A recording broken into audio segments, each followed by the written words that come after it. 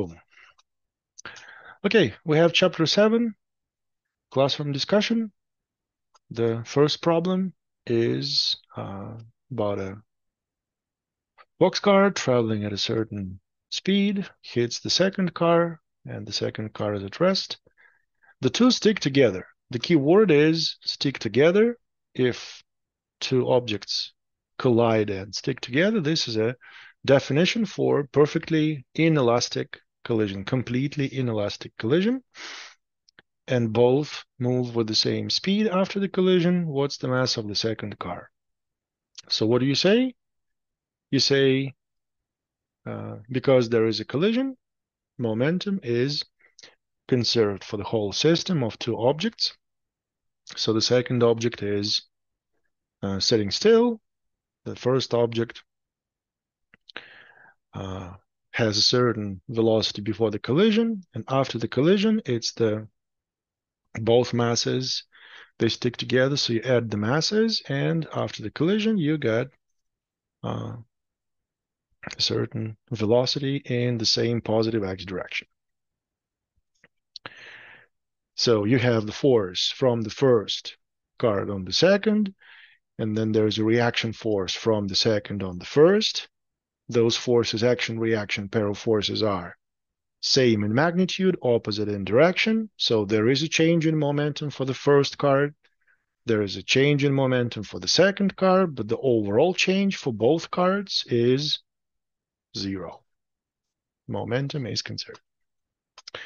So if the change is 0, that means everything that happened before the collision must equal to everything that we have after the collision. So P sub x before equals P sub x after. Once again, do not add vectors here because you get gravity, and gravity would be a net external force in the y dimension. So you don't want that onto analysis. So just stick to the x-axis, conserve momentum onto x-axis, and everything is good in terms of physics here. So positive momentum for the first card, 0 momentum for the second card because the second card is sitting still. It says second car at rest. And both of them traveling with the same speed after the collision.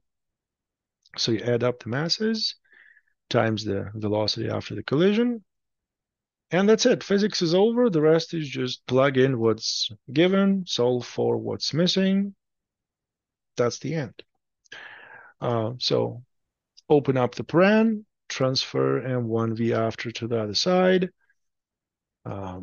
Isolate M sub 2 on the other side because it's M sub 2. It's the mass of the second car that we are looking for. So M sub 2 stays on one side. Everything else goes to the other side. Divide both sides by V after. So that's the algebraic solution.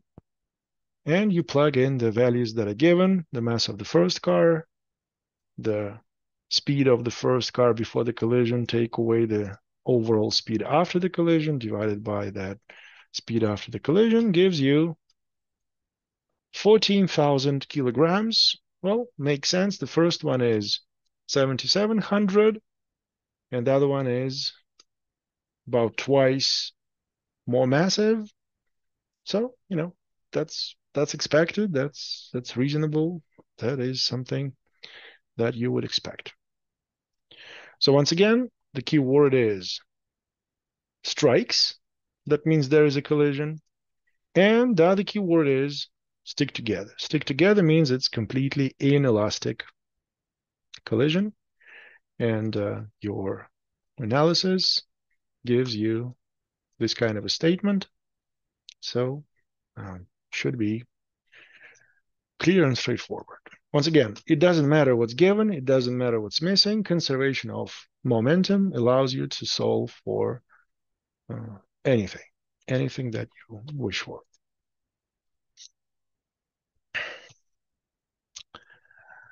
Okay, now this one is a problem that really combines everything. And me personally, I like those problems because they test on multiple concepts at once. So if you understand this problem completely, like everything that's going on here, then congratulations, you're ready for the second test.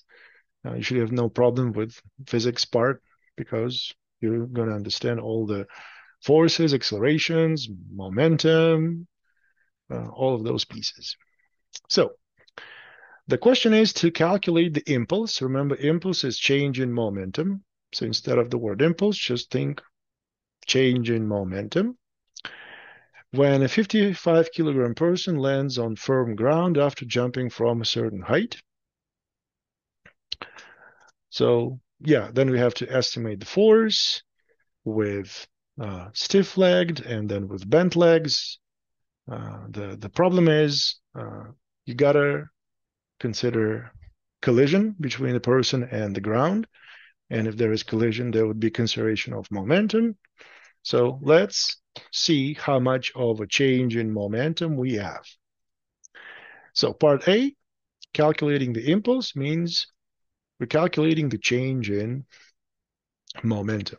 That capital G, that's what stays for impulse. It's exactly the same as change in momentum. And mass of a person stays constant for this problem. So mass goes outside. And change is final takeaway initial. So final velocity takeaway and velocity right before the impact. So this velocity right before the impact can easily be found from conservation of energy.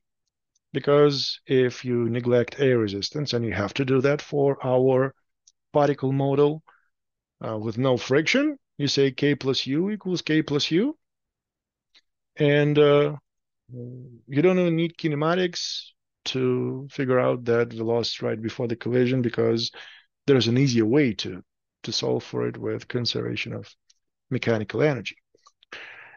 So if you start from rest and you jump on the ground, then your initial kinetic energy is just zero, and gravitational potential energy is mgh, as usual. Your final kinetic energy is what we're looking for, is 1/2 mv squared right before the impact, and you land on the ground, so your gravitational potential energy is zero. If zero is the ground level, then your potential energy at the ground level is just zero. Mass cancels, fun fact, it doesn't matter how heavy the person is, and you have the velocity right before the impact calculated as radical of 2gh. Multiply both sides by 2, you got 2gh, and it's v squared, so take the radical on both sides, and you get radical 2gh, which gives you this much of a velocity right before the collision. And after the collision, of course, you stop. It's zero. So change in momentum, final takeaway initial, mass goes outside. Remember, we factored out mass outside, and final velocity is zero because you land on the ground. And right before the impact, we figured out it's 7.4 meters per second. So final takeaway initial, and you can see how velocity before the impact is downward and my y is upward. So of course this momentum is negative, velocity is negative, and subtracting a negative makes it positive. So 55 times positive 7.4, that gives you 410 kilograms meters per second. This is the change in momentum during this impact, during this collision. I want to point out that the value that we came up with is positive. So change in momentum is positive. Direction for change in momentum is up. And you should remember the second Newton's law, which says what? There is a net external force That is the change in momentum with respect to time. So what is the direction of the net external force? If change in momentum is up because it's positive, then the net external force during the impact must also be up, because otherwise it's a violation of the second Newton's law. Once again, net external force is up because the change in momentum is up. And how do I know that it's up? Because we just got a positive value for the change in momentum with respect to the y-axis, upward direction being positive. So F equals ma. Dynamics part, because we want to solve for the forces. What kind of forces do we have here? Well, the forces are shown. We have gravity. And then see how it says F from the ground? I would rather say it is the normal reaction force from the ground. It's just not F ground. It's the normal reaction force from the ground that creates all that stress for your legs. And if you really jump from a certain height, you can actually break your legs. Why do you break your legs? Because there is a reaction from the ground on your body. You push on Earth, and Earth will push on you with that normal reaction force. So, once again, change in momentum is positive. So, net external force is positive, means it's up. If force is up, what do you say for acceleration? Acceleration must also be up, because the second Newton's law connects force to acceleration. So whatever is the direction for the next external force, that's the direction for acceleration. And that's what I show here. My acceleration during the impact is up. Right before the impact, it was just free fall with G with negative 9.8 as usual. But during the impact, during the slowing down, because you hit the ground, you do have a strong acceleration that corresponds to the net external force, the normal reaction force from the ground on your body. And yes, you do have gravity, but normal force wins over it big time. Let's take a look at the second Newton's law. Onto y-axis, you have this reaction force upward, you have gravity downward, and your acceleration being upward because it matches the direction of a net external force provides you with a positive component onto y-axis. So plus normal reaction minus the gravity equals positive mass times acceleration.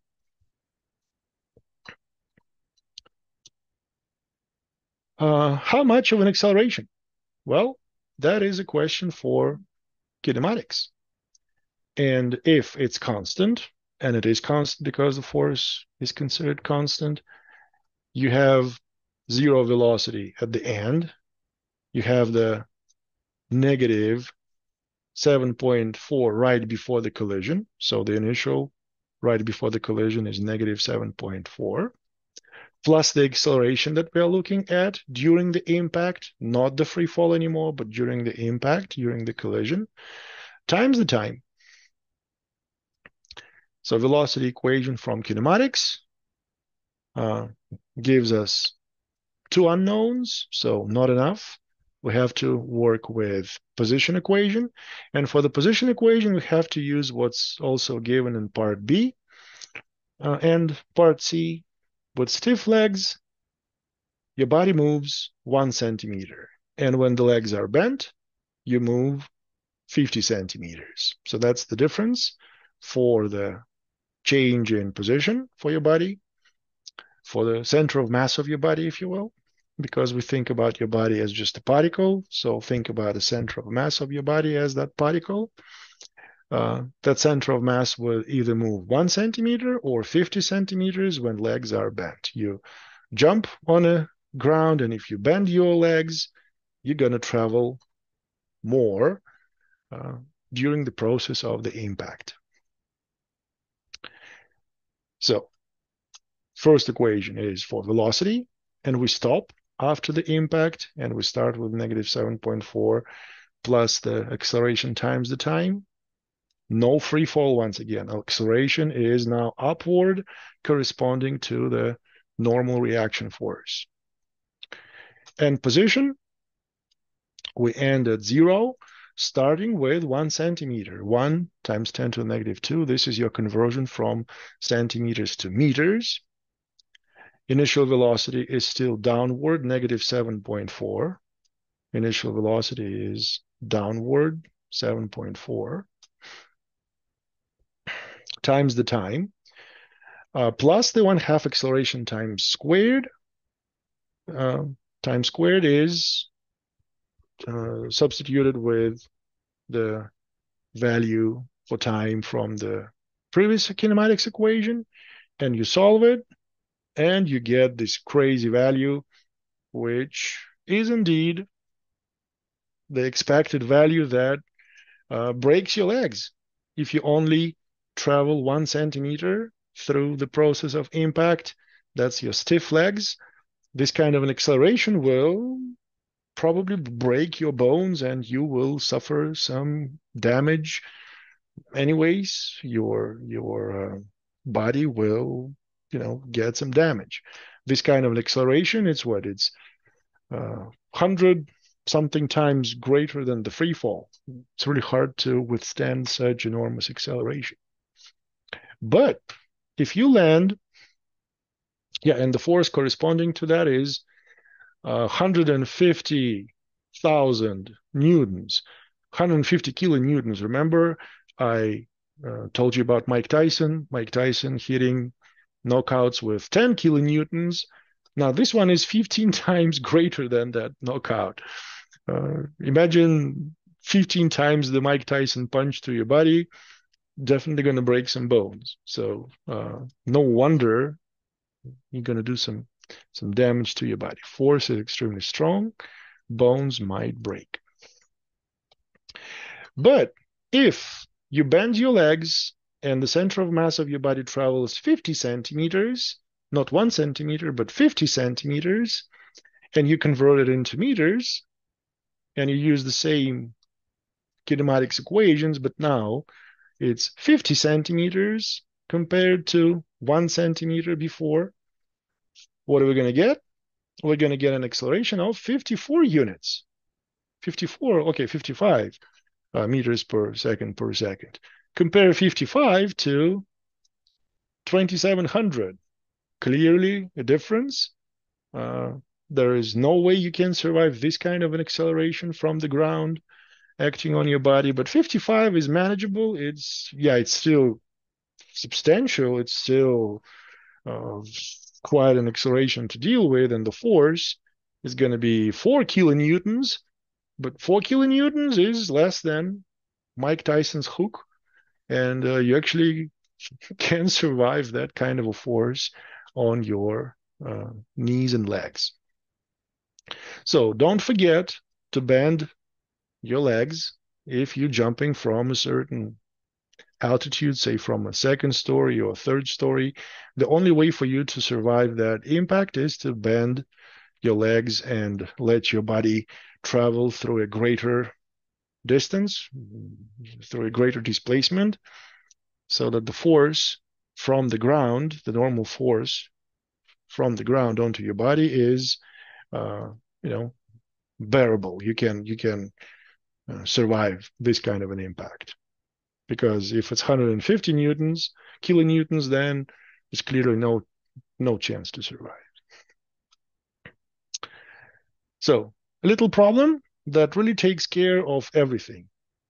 It takes care of conservation of energy because there is no friction. And that allows you to calculate your velocity right before the collision. It is the change in momentum that we're calculating. Be careful. It's change, which means final take away the initial, but momentum is a vector, so be careful. It can be positive or negative with respect to a certain axis. And then dynamics, that tells you how force is connected to acceleration.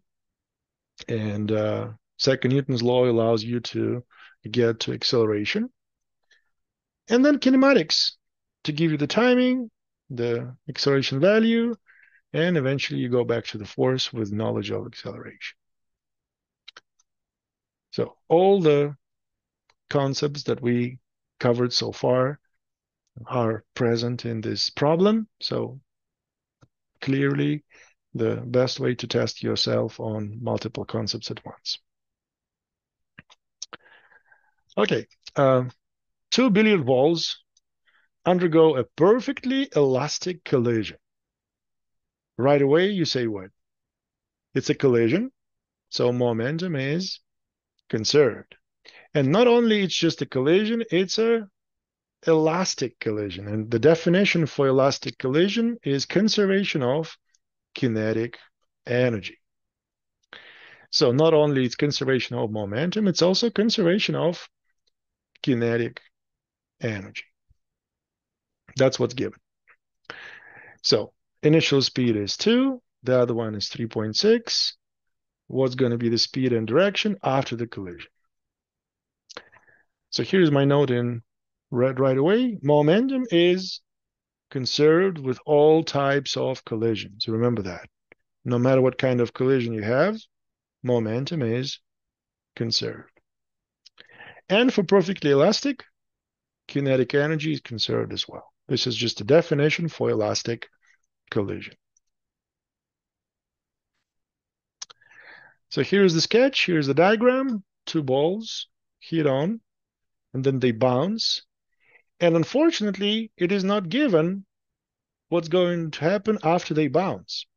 And if you can't figure it out from the given conditions, you have to just put a normal, just guess, like educated guess, if you will, and see if your guess matches the reality. How do you know that your guess matches the reality? Well, if you say v sub 2 prime after the collision is backwards and v1 prime after the collision is also backwards, and both numbers came out to be positive, then it means you guessed it right. But if one of those numbers is negative, that means you guessed that direction incorrectly. So the actual direction is opposite to your guess. So pay attention to positive or negative results once you make the guess. And if you got a negative, you have to put a note that the direction of momentum and velocity is in the opposite direction. So I'm making a guess that both balls will bounce in the opposite directions, and we'll see the numbers after we do the calculations. So force of the first ball on the second ball is counterbalanced by the force from the second ball on the first ball.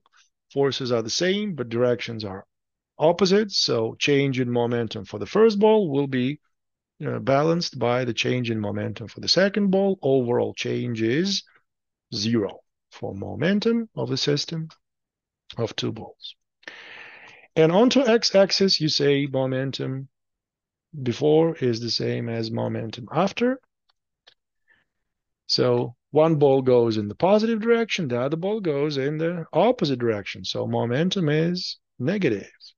This ball has positive momentum, the other ball has negative momentum because it's traveling in the opposite direction to the positive x direction. And my guess is that after the collision, the first ball gains negative momentum. So it's negative m v1 prime.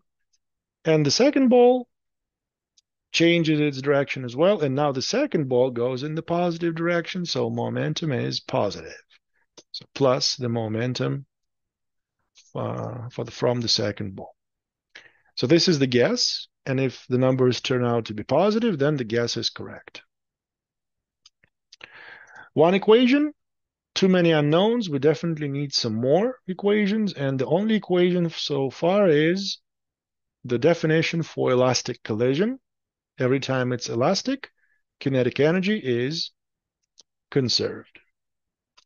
Kinetic energy is 1/2 mv squared, so it's 1/2 mv squared mv1 squared, so before the collision, 1/2 mv2 squared before the collision. You add them up, and you will set it equal to kinetic energy of the first ball after the collision and the kinetic energy of the second ball after the collision.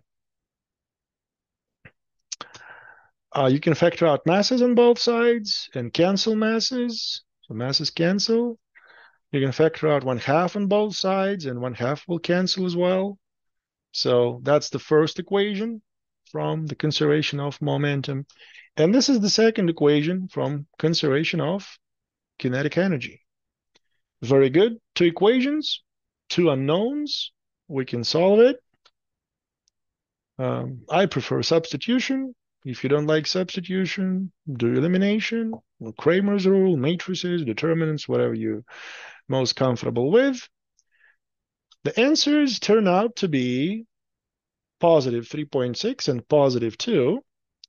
And if they're both positive, that means we guessed the direction correctly.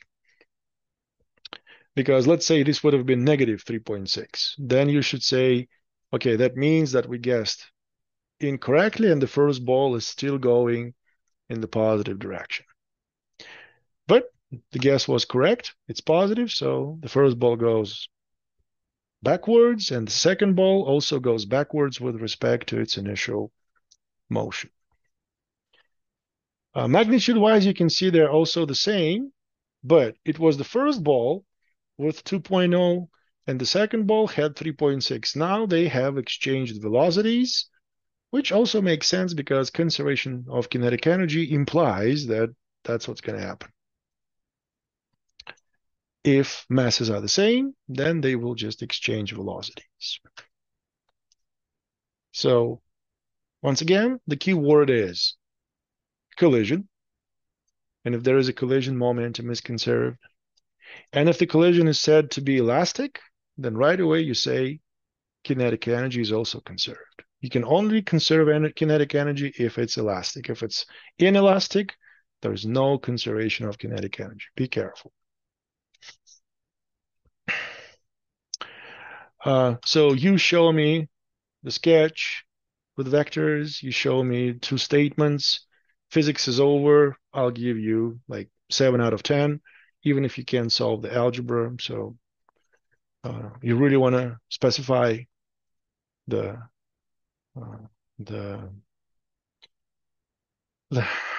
statement for conservation of momentum. And if it's elastic, then conservation of kinetic energy. Then the physics is over. The rest is mathematics.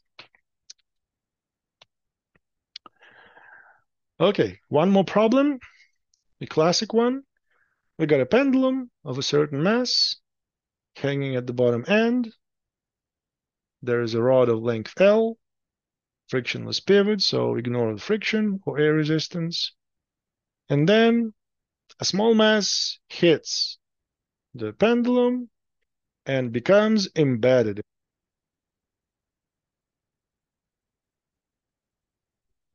One, two. Sorry, its headset turned off.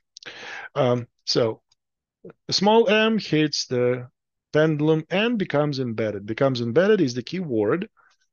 It means they get together, they stick to each other, and it's a perfectly inelastic collision. So the question is, what's the smallest value of the velocity sufficient to cause the pendulum to swing clear over the top of its arc?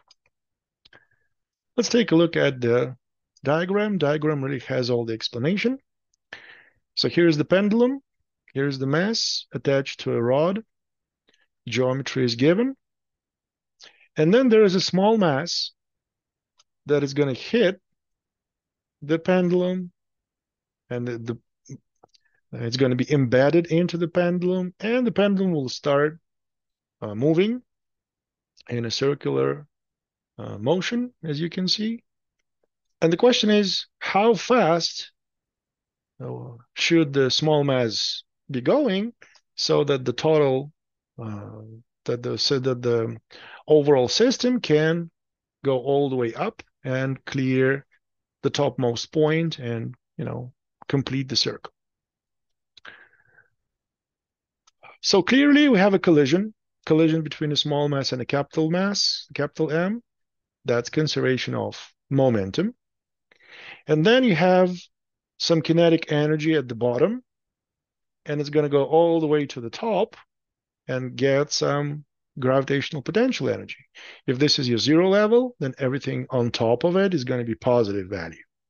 So I suggest this is your zero potential energy level. So once the system goes all the way to the topmost point, what's the value for gravitational potential energy? Remember, it's mgh, but it's not just m, it's going to be m capital plus m small. And what kind of h are we talking about? Well, if the radius of the pendulum is L, then this is also the radius. So the overall height that the pendulum has to hit would be double the radius. So 2 times the L is the overall height to make the process happen.